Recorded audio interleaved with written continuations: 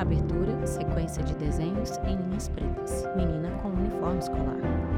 Indígena. 2 meninos de mãos dadas.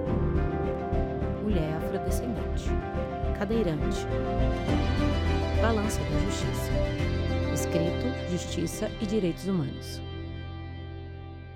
Sequência de imagens de pessoas caminhando nas ruas.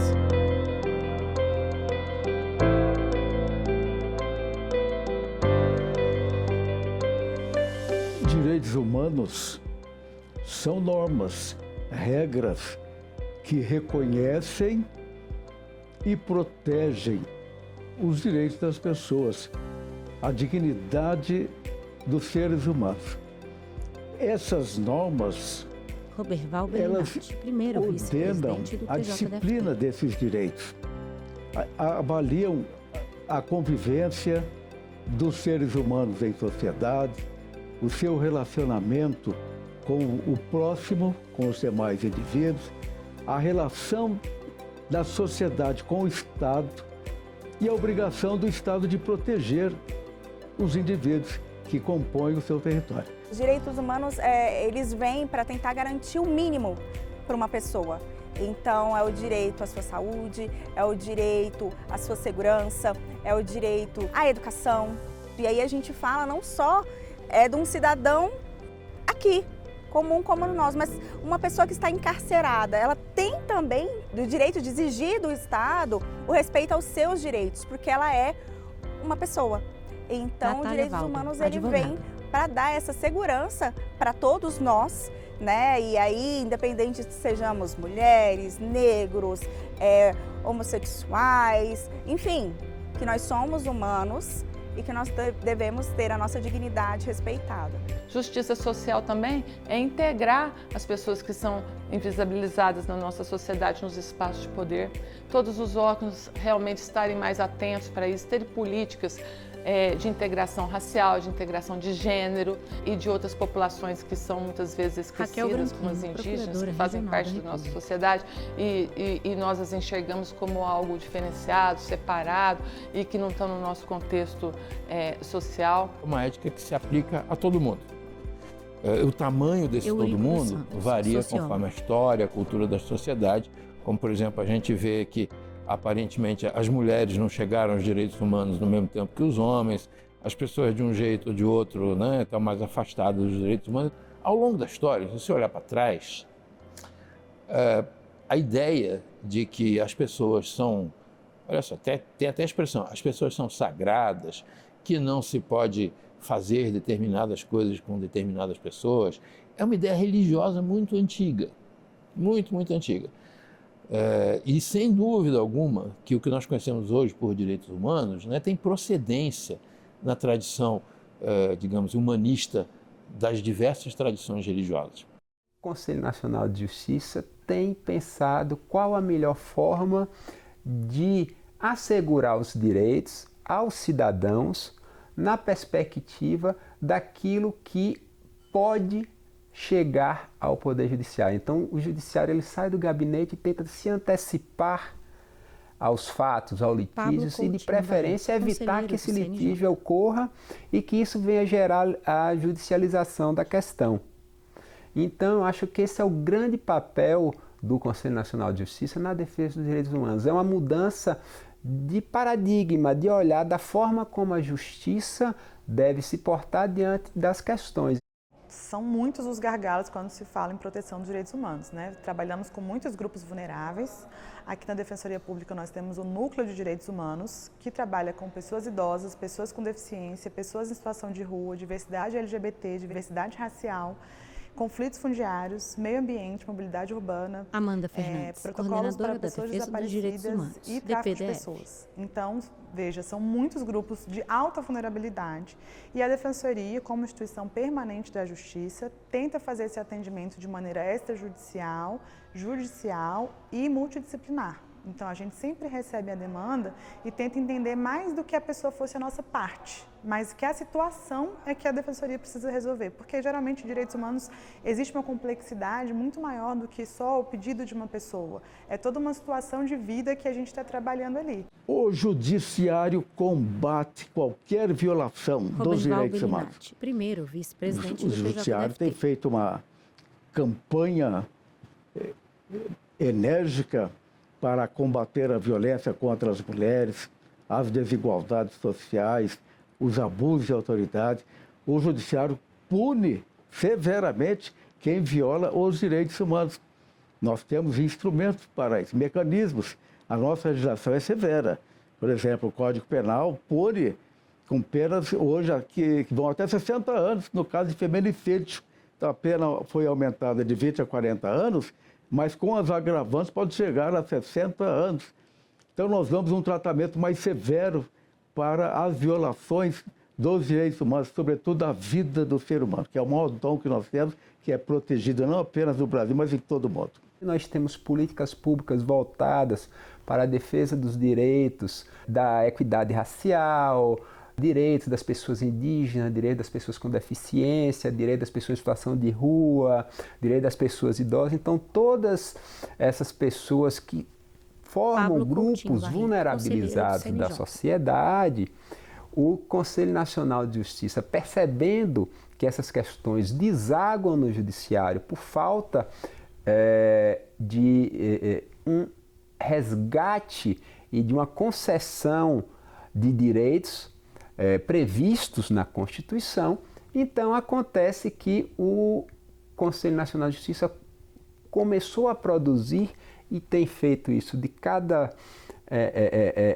ano de uma forma, no meu ver, mais efetiva e tem conseguido construir, inclusive, redes interinstitucionais de atuação em defesa dessas políticas públicas voltadas para assegurar direitos humanos previstos na nossa Constituição. Quase toda decisão afeta ou protege ou reconhece direitos humanos, um direito humano.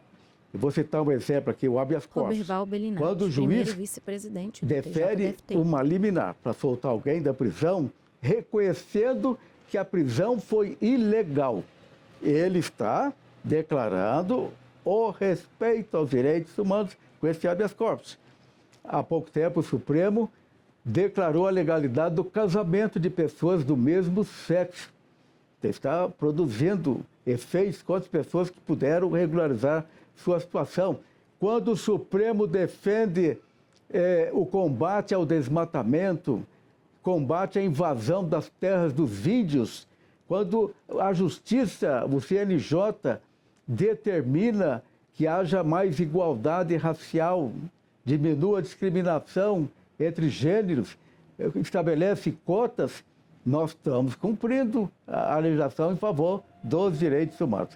A nossa Constituição, ela perpassa os direitos fundamentais em vários dos seus dispositivos. E o Ministério Público está ali bem posicionado, né, como um ator relevante do sistema de justiça brasileiro, que vai trazer para o Poder Judiciário discutir essas questões dos direitos coletivos, individuais, dos direitos difusos e defender a democracia, o regime democrático, a pauta dos direitos fundamentais, essencialmente.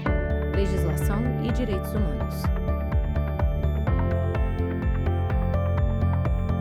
A nossa legislação é uma das melhores do mundo. Bellinati, primeiro Nós vice-presidente temos do TJDFT. a Constituição Federal de 1988, que estabelece um marco fundamental de direitos. O Brasil, além da nossa Carta Magna, nós temos os códigos, as legislações, nós temos centenas de leis que protegem a nossa sociedade e também os tratados internacionais. Então, além da nossa legislação, nós também buscamos os tratados internacionais, a Convenção Americana dos Direitos Humanos, o Pacto de São José da Costa Rica, as legislações mais importantes do mundo. O Brasil é signatário desses tratados internacionais para ampliar os direitos humanos e os direitos aqui no Brasil. Então, a nossa legislação é suficiente para proteger os direitos humanos. porque nós usamos a nossa legislação e também a legislação que vem de fora, que nós adotamos para ampliar o nosso direito, o nosso ordenamento jurídico.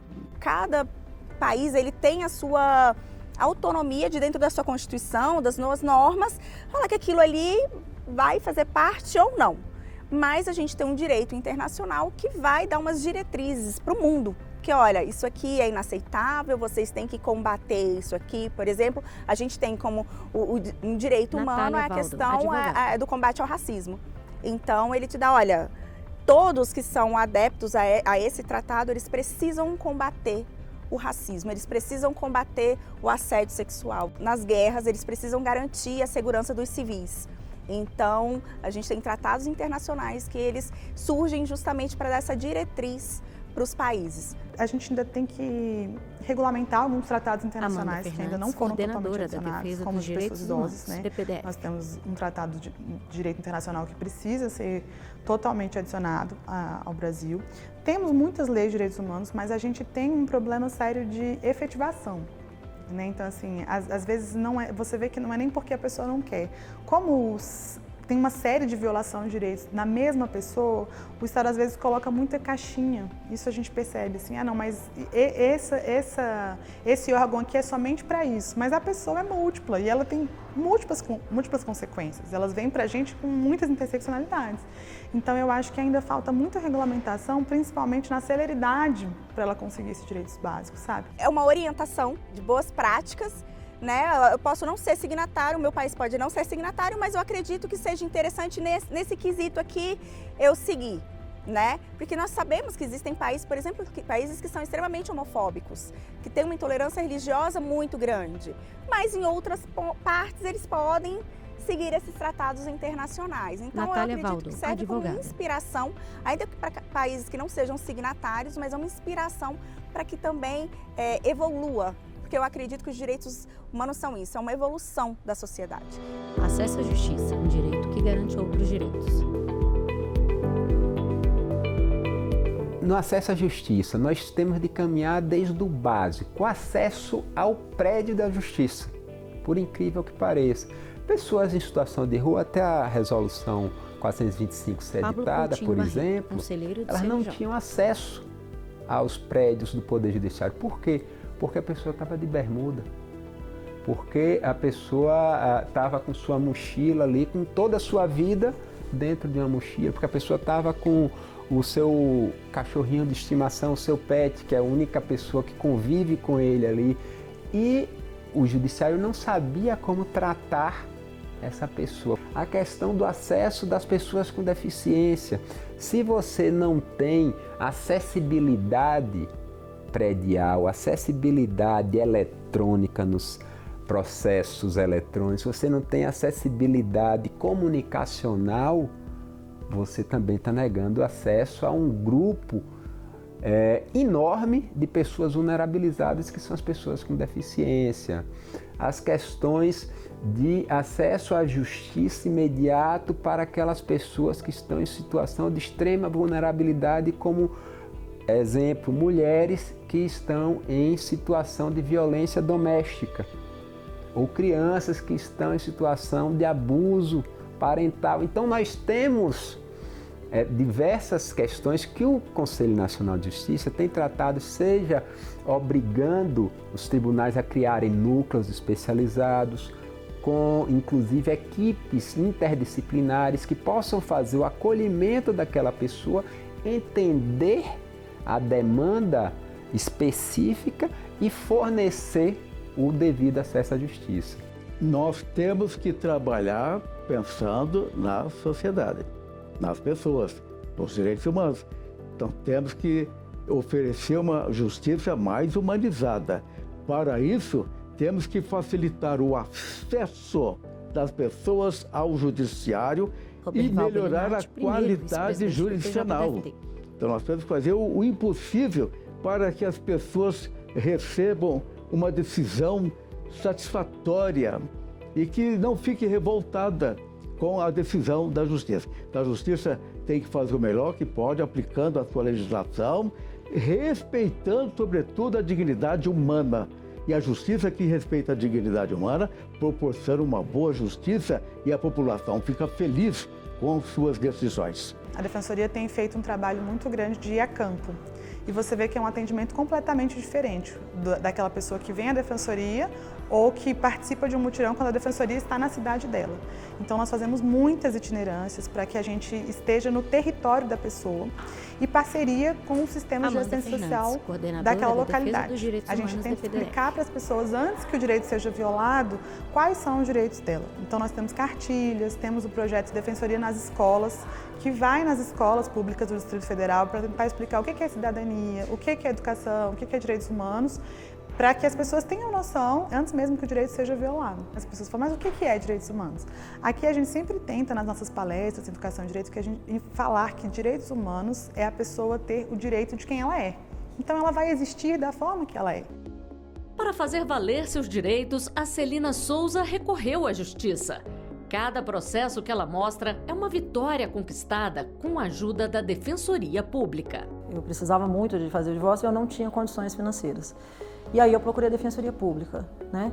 A segunda vez é porque meu filho é trans, ele é transgênero, assistente administrativo. Né? Então eu dei entrada, né, pelo CRES Diversidade, lá eles fizeram um mutirão, onde tinha alguns defensores públicos, né? E onde eu entrei com a ação de alimentos, com a ação das medicações, tá? E com a ação de mudança, né, de nome do meu filho.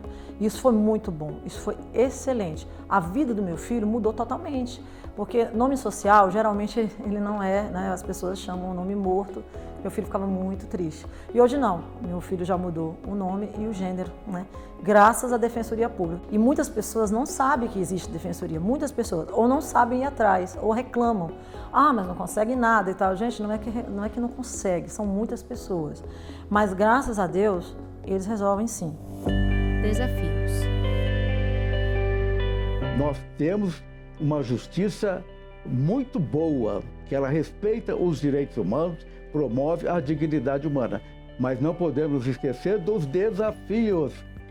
Por exemplo, na área penitenciária, nós temos que diminuir a superlotação dos presídios, combater as desigualdades do presídio, valorizar a ressocialização das pessoas que estão cumprindo pena para que possam voltar ao convívio social. Então, o Brasil é um país que tem que fazer muita coisa para melhorar a vida da nossa população. É um país em desenvolvimento. Temos problemas socioeconômicos problemáticos aqui em várias regiões, por isso que o governo tem aprovado políticas para a distribuição de rendas. O Brasil é um país muito grande, com bastante ainda dificuldade para enfrentar os problemas da pobreza, da discriminação, né, na distribuição de rendas, a dificuldade de implementar políticas eficazes para uma massa populacional tão grande. Mas o Ministério Público ele tem justamente esse papel de estar perto da execução das políticas públicas, principalmente educação, saúde, assistência social, segurança e várias outras pautas que são muito importantes para a nossa sociedade. Nós temos trabalhado bastante aqui na escola, a partir de uma demanda dos próprios membros e servidores do Ministério Público da União, essa pauta de direitos fundamentais e com olhar desde o ano passado e este ano de 2025 está muito destacado no nosso programa de atividades as questões das emergências climáticas, e sua relação com as populações tradicionais, o que se chama hoje de racismo ambiental, que é a grande dificuldade como que esses desastres atingem de uma forma mais intensa as populações que moram em locais de periferia, em locais com grande risco de desabamento e de vários outros problemas, e que assistência que essas pessoas têm quando são atingidas por esses tipos de problemas. E os povos tradicionais, os indígenas, a questão da terra indígena, da exploração, da contaminação de mercúrio, né, das águas, do contrabando, né, de muitas vezes de minérios que são explorados ali dentro dessas terras, da própria madeira, né, da devastação ambiental. A sociedade precisa entender o papel delas na garantia desses direitos, porque elas acabam sendo porta-voz. E elas acabam tendo pessoas qualificadas que podem auxiliar o Estado a criar, Natália por exemplo, Valdo, políticas advogada. públicas, né? A gente tem o caso, por exemplo, quando se tentou erradicar o trabalho infantil, foi por meio de uma CIP, né? Que, olha, vamos lá, vamos aqui, governo, vamos conversar, o que a gente pode fazer, vamos unir forças. Porque uma organização civil, ela é menos burocrática. Então, você consegue fazer as coisas andarem com uma velocidade melhor. E aí ela se une ao Estado e guia na solução daquele problema. Então, ela é fundamental. Quando a sociedade faz a sua parte. Aos 87 anos, Nathan Rio Osório conta com orgulho as primeiras turmas quando a capital foi transferida para Brasília. Pioneira na cidade e na educação, ela também é pioneira na ação social. Foi uma das fundadoras da primeira instituição da capital. Governo e sociedade civil juntos é que vão realmente ter um governo democrático, um governo cidadão. Há que se ter justiça social, igualdade, situação de igualitária, onde todos pensam e trabalham conjuntamente. Nós temos um tripé, e esse tripé é escola, família e comunidade. Daí porque nós temos um princípio que é muito mais importante, você fazer o contraturno da rede oficial de ensino, porque enquanto você faz o contraturno, a criança está na escola, exatamente se alfabetizando, aprendendo o que é o básico, o ensino elementar. Ao deixar a escola e indo para a Ação Social do Planalto, ele tem atividades lúdicas, ele tem oficinas de iniciação profissional, oficinas de esporte, oficinas de pintura, oficinas de música, oficinas de teatro, oficinas de percussão e oficinas que eles próprios se manifestam o que querem fazer. A equipe multidisciplinar que nós temos, onde tem psicólogas, assistentes sociais que visitam essas famílias, tomam consciência da realidade e nós também temos cursos de formação e encaminhamento, sobretudo para o empreendedorismo. Porque integrá-las no empreendedorismo, discutindo o potencial e montando suas empresas, também é algo extraordinário. Então isso se chama resgate de cidadania. Dar oportunidade para que essas crianças, em primeiro lugar, se sintam iguais. A nossa bandeira tem um lema, que é a águia. O que diferencia a águia da galinha? A galinha fica ciscando, sempre de cabeça baixa, ciscando em sua volta. A águia não. A águia busca as alturas. E ambas têm as mesmas, dois pés, pena, bico, asa. É o que acontece com a humanidade. E aí é que está a desigualdade humana. Uns ficam ali em volta de onde moram e acham que o seu mundo é só aquilo. Fica restrito àquele mundo pequeno. E o que a Ação Social do Planalto faz é justamente mostrar a eles que eles podem ter a visão de águia e alçar voos. E é o que acontece. As crianças chegam com autoestima baixa, cabeça baixa, triste, humildes. E lá eles vão começando a descobrir o seu potencial. Sérgio Alexandre foi aluno na instituição, depois professor. Hoje é o responsável pela parte de tecnologia da informação. Quando você tem um apoio e alguém Sérgio segura sua mão Veras, e te dá o norte, a coisa fica bem mais fácil. Então hoje eu procuro fazer isso. É tanto que tem um educando que é educador e de informática e que foi meu aluno. Então isso para mim que é o que mais me motiva nesse trabalho. Não é gratidão, é amor pela instituição. Eu acho que vai além. E é uma história, e assim, esses valores, amor ao próximo. Eu sempre falo, uma coisa que Dona Thaí me falou, que me marcou muito, foi isso. Sérgio, eu quero que você leve essa corrente do bem. Veja que isso que aconteceu com você é uma corrente do bem. Eu quero que você dê continuidade. Então é isso que esses valores que eu coloco e procuro passar para todos. defender direitos humanos é, na verdade, defender o potencial que a sociedade tem para colher de cada indivíduo que nasce, cada indivíduo que vem ao mundo. Cada indivíduo e isso eu não preciso ir longe do cristianismo para acreditar nisso. Cada indivíduo é um bólido existencial. Pode muito, é capaz de aprender, é capaz de criar. Isso é assim com todo mundo. E não com meia dúzia de pessoas. É verdade que as desigualdades em aptidões naturais existem, né? Mas elas só formam uma espécie de piso comum entre as pessoas. A gente está falando de uma evolução da Natália sociedade. Valdo, advogada. Não é só um que tem que seguir, somos todos nós, tem que ser um compromisso coletivo. Não sei te dizer como isso vai ser possível quando a gente tem líderes tão individualistas, tão egoístas, cada um pensando só na riqueza do seu próprio espaço, do seu próprio país. Mas eu acho que no momento em que a gente agir como um coletivo e entender que os direitos humanos é uma evolução da sociedade, a gente vai ter esse respeito aos tratados. O que nós precisamos é, cada vez mais, olhar para onde que estão os problemas e possamos enfrentá-los dentro do âmbito do próprio sistema de justiça. Quando eu falo sistema de justiça, eu falo em advocacia, aparato policial, Ministério Público e Poder Judiciário.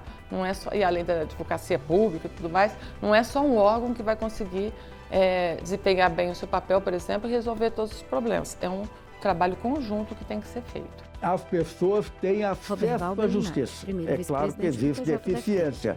Nós temos as defensorias públicas, que ajudam as pessoas mais vulneráveis. Temos 1,5 milhão de advogados, que também têm acesso e levam os conflitos para o judiciário. Nós temos o Ministério Público, que também protege a nossa sociedade. Temos as ouvidorias, comissões que defendem os direitos humanos na Câmara e no Senado Federal. Nós temos órgãos que cuidam dos direitos humanos. Então nós temos um Estado preocupado com os direitos humanos, mas nós temos muita coisa a ser feita ainda, porque o Brasil tem muitos problemas que merecem atenção especial, permanentemente. As pessoas estão conhecendo mais a justiça, estão entendendo mais aquilo que elas não podem aceitar, estão entendendo as opções, Amanda até mesmo entendendo o que é direitos humanos. Da defesa dos direitos então a gente humanos, tem esses projetos de itinerância para ir até o território da pessoa, explicar o que a Defensoria pode fazer, que se um direito é negado, ela tem a quem recorrer, ela pode recorrer ao judiciário, a gente tem formas de pedir isso. Todas as vezes que eu vejo esses processos na minha mão, eu tenho como vitórias. Então foram vitórias. O meu divórcio foi uma vitória, a transição do meu filho, a medicação, a entrada com alimentos, né? Que o pai do meu filho nunca tinha ajudado em nada. Então tudo isso, para mim, foi uma trajetória e que eu tenho certeza que na minha vida tem assim, nunca vou esquecer.